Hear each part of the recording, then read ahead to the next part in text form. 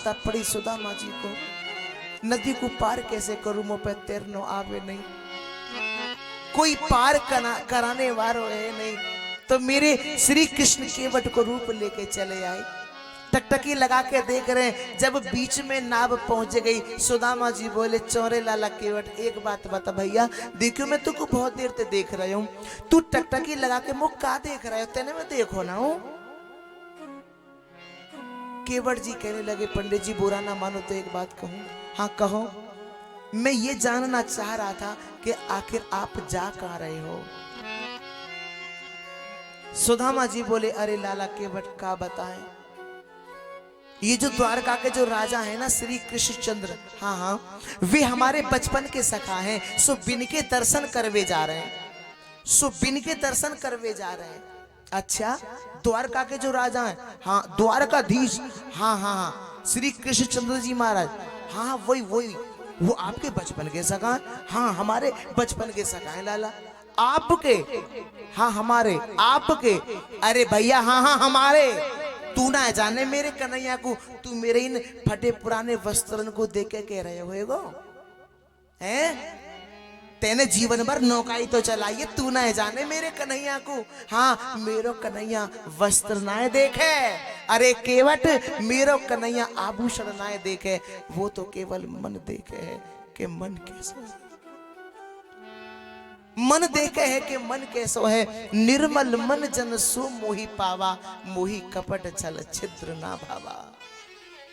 आज केवट की आंखें भर आई, रोने लगे मेरे ठाकुर, मेरे परमात्मा परात्पर अखिलेश्वर जगत के नियंता श्री कृष्ण रोने लगे, और रोते रोते मन ही मन कहने लगे वारे वाह सुदामा दुनिया बदल गई पर तुम नहीं बदले। देख तेरे संसार की हालत क्या हो गई भगवान, कितना बदल गया इंसान।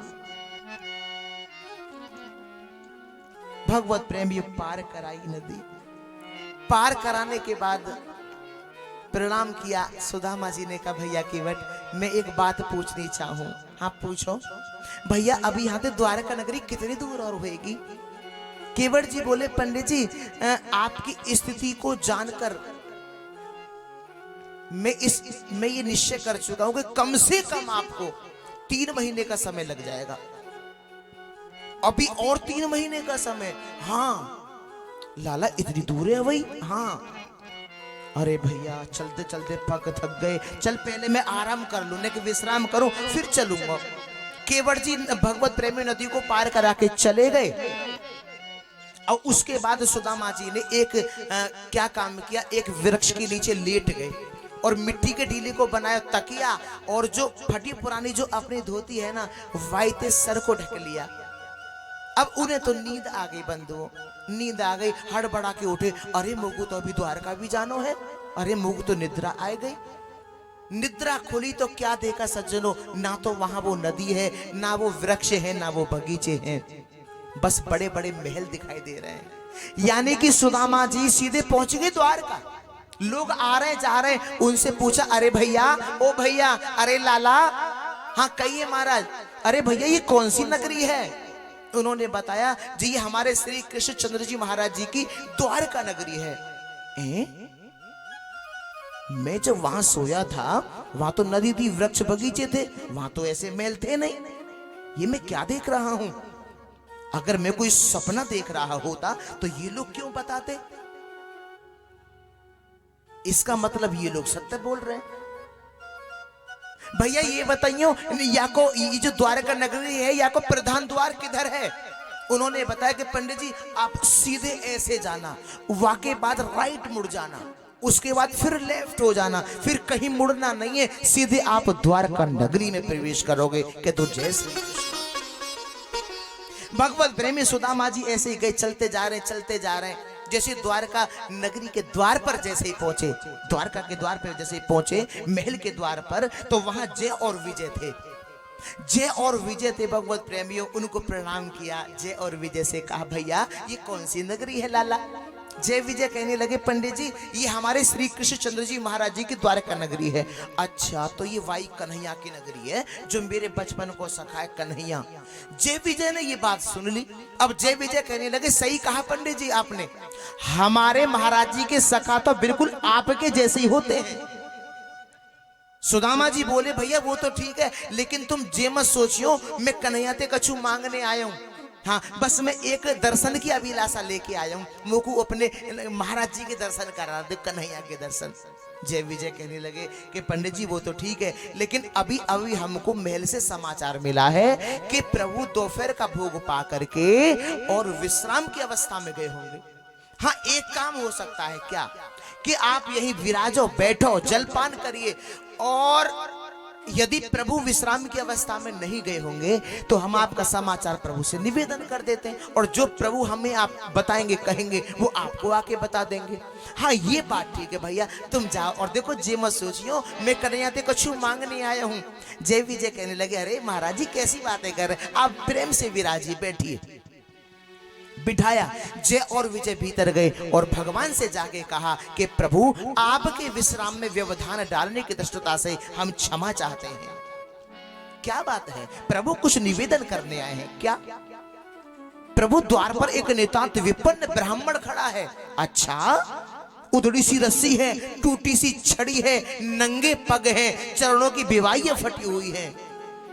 अच्छा और इतना ही नहीं प्रभु चरणों से लहू बह रहा है, दुबला पतला शरीर है, एक ही धोती है जो 20 जगह से फटी हुई है, सर ढकने को वस्त्र तक नहीं है प्रभु, और अपना नाम वो सुदामा बताता है। ओहो जैसे द्वारकाधीश ने सुना कि अपना नाम सुदामा बताता है, हरि भक्तों वो परमपिता परमेश्वर श्री कृष्ण सिंहासन को छोड़ के खड़े हो गए। अरे तुम उन्हें भीतर क्यों नहीं लाए?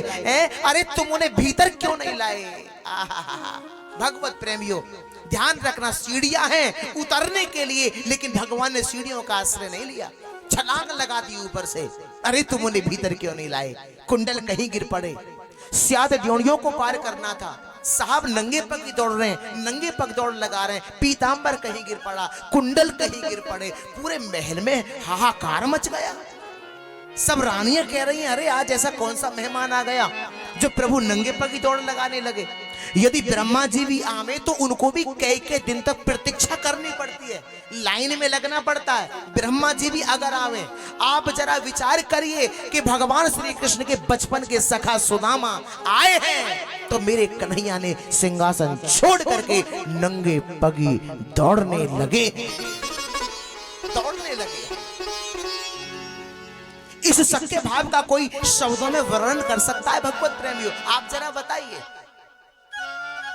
दौड़ करके आए मेरे कन्हैया और मेरे कन्हैया ने अपने सखा सुदामा को अपने हृदय से लगा लिया। अरे सुदामा, अरे सुदामा, अरे सुदामा, अंक में भर लिया अपने सुदामा को। भगवत प्रेमियों मेरे कन्हैया हिलकियां दे दे के रोने लगे, रोने लगे। सुदामा जी ने कन्हैया को जैसे ही देखा रोते हुए, लाला तू क्यों रोवे है? कन्हैया, अरे कन्हैया, लाला तू क्यों रोवे है? अब तो भगवत प्रेमियों देखते जा रहे हैं, रोते जा रहे हैं, देखते जा रहे हैं, रोते जा रहे हैं। सुदामा जी भी कृष्ण को रोते हुए देखकर रोने लगे, लेकिन सुदामा जी अपने आंसुओं को पी गए। सज्जनों क्यों? कहीं ये देखने वाले लोग ये ना समझने लग जाएं कि कहीं में कि मैं कन्हैया से कुछ मांगने तो ना आयो। इसलिए अपने आंसुओं को सुदामा जी पी गए। भगवान कन्हैया सुदामा जी को भीतर लेकर के आ रहे हैं, बड़े प्रेम से पकड़ के साहब मेरे ठाकुर सुदामा जी को धीरे धीरे धीरे धीरे अंदर ले आए और ला करके श्री कृष्ण ने सुदामा जी को अपने सिंहासन पर बिठाया। सज्जनों मेरे कन्हैया ने जैसे सुदामा जी को बिठाया सिंहासन पे तो संकोच बस नीचे उतर गए। अरे लाला ये तो तेरी जगह है, तू तो राजा है लाला, तू द्वारकाधीश बन गयो है। अरे लाला मेरो तो स्थान यहाँ है। नहीं नहीं सुदामा जी आप यहाँ बैठो। आप जरा विचार करिए कि परमात्मा श्री कृष्ण ने अपने बचपन के सखा सुदामा को अपने सिंहासन पे बिठाया। और मेरे कन्हैया स्वयं चरणों में बैठ गए। और देख सुदामा की दीन दशा करुणा करके करुणानिधि रोए और पानी परात को हाथ छुओ नहीं, नैनन के जल सो।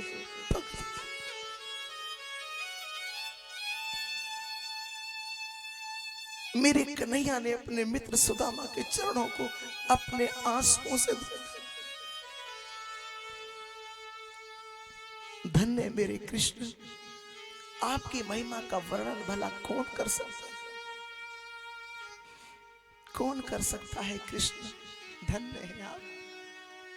ना जाने कौन से गुण पे आप रीझ जाते हो कृष्ण, ये कोई नहीं जानता।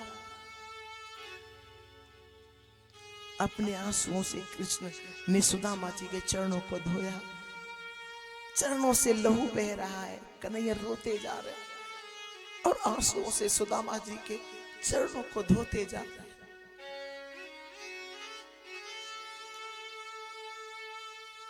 इसके बाद भगवत प्रेमियों, मेरे कन्हैया ने सुदामा जी को एक पीतांबर पहनाया। सुदामा जी कह रहे, अरे लाला मैं ठीक हूं, देखिए मेरे वस्त्र ठीक है, तुम ये सब मत करे लाला। नहीं नहीं सुदामा जी आप पहनो ना। सुदामा जी ने पहन ली, बहुत आग्रह कन्हैया ने किया। उसके बाद 56 भोग बन करके आ गए। कन्हैया ने सुदामा जी से कहा, सुदामा जी आइए प्रसाद पाइए। सुदामा जी ने कहा, लाला देखियो तू पकवान खावे हैं, चौरे लाला देखियो ज्यादा पकवान खाए हुए थे, बुद्धि खराब है जाए। कन्हैया ने कहा, सुदामा यदि जीव इनको भी मेरा प्रसाद समझ के पावे तो बुद्धि कभी विकृत नहीं हो सकती। इसलिए आप घर में कुछ भी भोग बना रहे हैं, ये सोच के मत बनाइए कि हम अपने घर के सदस्यों के लिए भोजन तैयार कर रहे हैं या कर रहे हैं। आप ये सोच के भोजन बनाइए, भोग बनाइए कि हम अपने ठाकुर जी के लिए, प्यारी राधे ठकुरानी के लिए भोग तैयार कर रहे हैं। मेरे कन्हैया आपके भोगों को स्वीकार नहीं करते, मेरे कन्हैया आपके भाव को स्वीकार करते हैं, भाव को स्वीकार करते हैं। आप जिससे भी, जिस वस्तु से भी आप भोग लगाएं, लगाइए। भगवान के यहां वस्तु का महत्व नहीं है। मेरे कृष्ण के चरणों में वस्तु का इतना महत्व नहीं है जितना महत्व भोग लगाने वाले भाव का है। भाव का भूखा हूं मैं और भाव ही मेरा सार है, और भाव से जो भजता मुझे उसका बेड़ा पार है। दोनों सखाओं ने प्रसाद पाया। उसके बाद मेरे कन्हैया ने सभी रानियों से कहा कि सभी बारी बारी से आओ, मेरे सुदामा जी आए हैं, और सभी बारी बारी से आओ सुदामा जी को प्रणाम करो। सबसे पहले रुक्मणी जी आई। कहा, जी मैं रुक्मणी हूं, आपको प्रणाम करती हूं। सुदामा जी ने आशीर्वाद दिया, चिर सौभाग्यवती रहो देवी।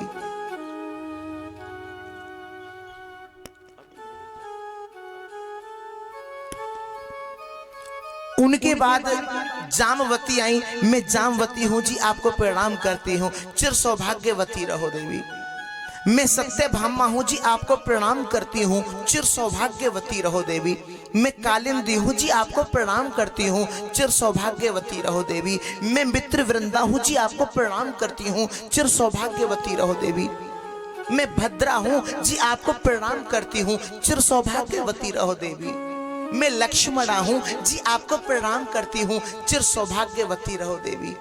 भगवत प्रेमियों, एक नहीं, दो नहीं, चार नहीं, 8 नहीं, 10 नहीं, 400 पत्नियां प्रणाम कर गईं।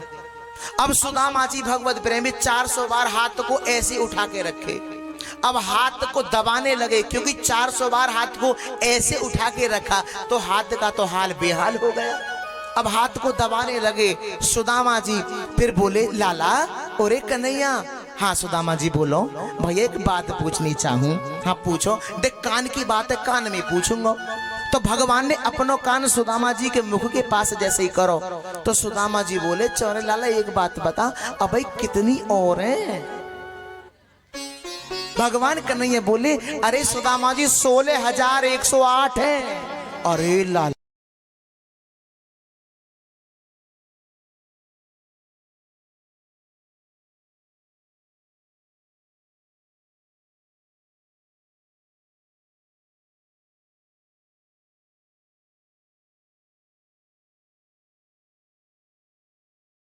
बोले 1,108 हैं।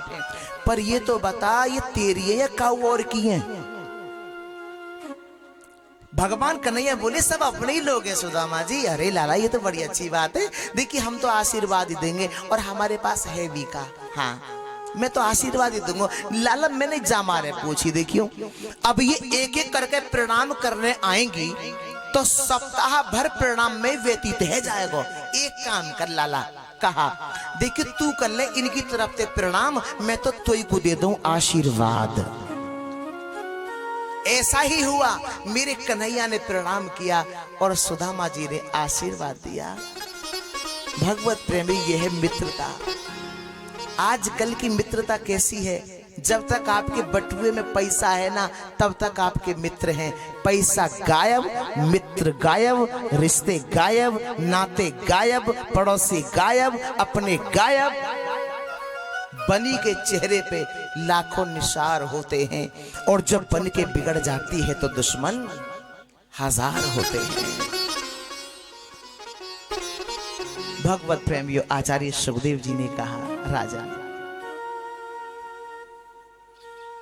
इसके बाद दोनों सखा आपस में बातें करने लगे। द्वारकाधीश ने सुदामा जी से कहा, बचपन की बातें की। बोले कि सुदामा जी, आपको मालूम है ना, जब हम गुरुकुल में पढ़ो कर रहे हैं ना, तो आपको बच्चे कैसे चिढ़ाते थे, है ना? और एक बार हमको गुरु माता ने वन में लकड़ी लेने के लिए भेजा था ना? सुदामा जी बोले, हाँ भेजा था। तो वहां और गुरु माता ने हमारे लिए कुछ खाने को चने भी दिए थे, है ना? हाँ हाँ।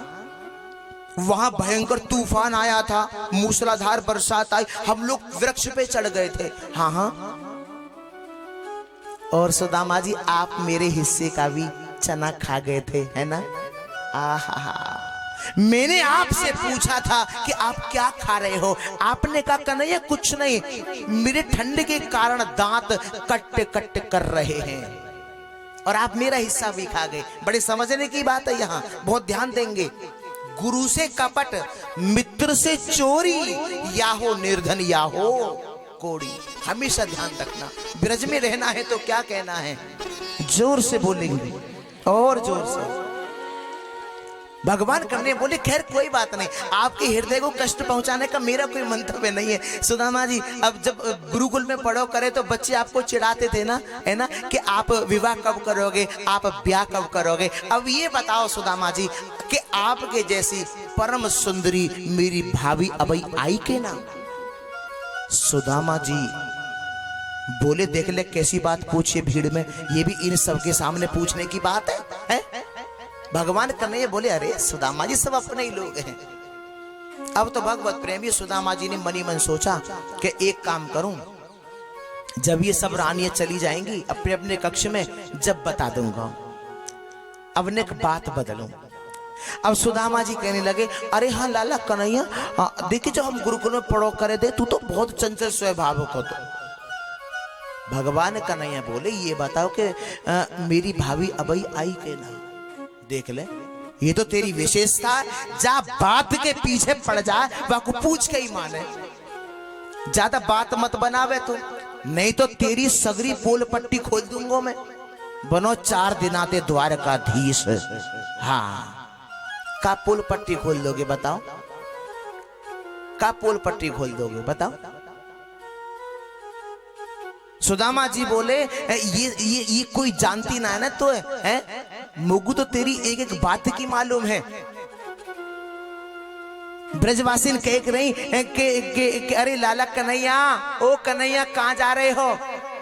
कि कहूं भी नहीं जा रहे, ने घूमने जा रहे। कि नेक सुनो तो सही, हमारी मटकी में चींटी पड़ गई है, नेक उन चींटी को बीन दोगे?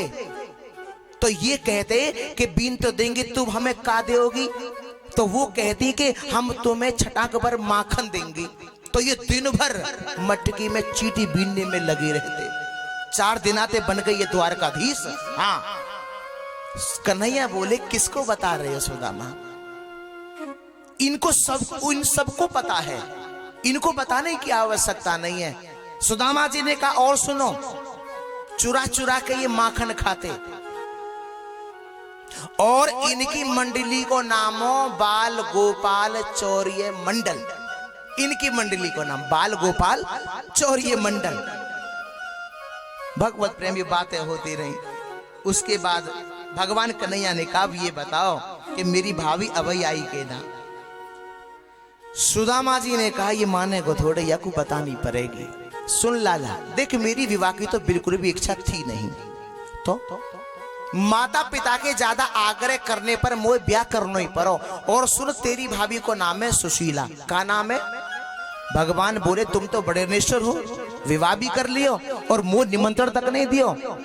सुदामा जी बोले ज्यादा बात मत बनावे, ना दियो तो निमंत्रण। हाँ चल, मैंने तो एक विवाह करो तो को निमंत्रण देना भूल गयो, और तेने तो 16,108 विवाह करे, तेने दियो हमको निमंत्रण। भगवान कन्हैया कहने लगे क्या बताऊं सुदामा जी, शाम के 5 बजे विवाह की कोई बात नहीं, कोई चर्चा नहीं, और शाम को 7 बजे घर में बहू आ गई। ये सगरी ऐसे ही आई है का? अरे नाना सुदामा जी, फिर तो बड़े विधि विधान से बड़े ढंग से विवाह हुआ। द्वारकाधीश ने फिर कहा सुदामा जी, जब मेरी भाभी आ ही गई है तो ये बताओ कि मेरी भाभी ने मेरे लिए क्या भेजा है? अब सुदामा जी उस चिवड़ाओं की पोटली को छिपा रहे हैं कि ये माखन मिश्री खाने वालों द्वारकाधीश मेरे चिवड़ाओं को कहाँ पसंद करेगो, हैं कहाँ पसंद करेगो? भगवत प्रेमी उस पोटली को छिपा रहे हैं। लेकिन सुदामा जी ने जब सुदामा जी को छिपाते हुए देखा द्वारकाधीश ने, तो कन्हैया ने वो चिवड़ाओं की पोटली ले ली, और जैसे पोटली ली है सुदामा जी से, उसे घुमा घुमा के कन्हैया देख रहे हैं और आंखों से पनारे बह रहे हैं। पोटली को खोला, देखा एक भी चावल सुदामा के अपने घर का नहीं है। सुशीला 5 घर गई थी ना, और 5 घर से एक एक मुट्ठी चावल लेके आई, तो एक जैसे होंगे कैसे? और भगवान समझ गए कि एक भी चावल सुदामा के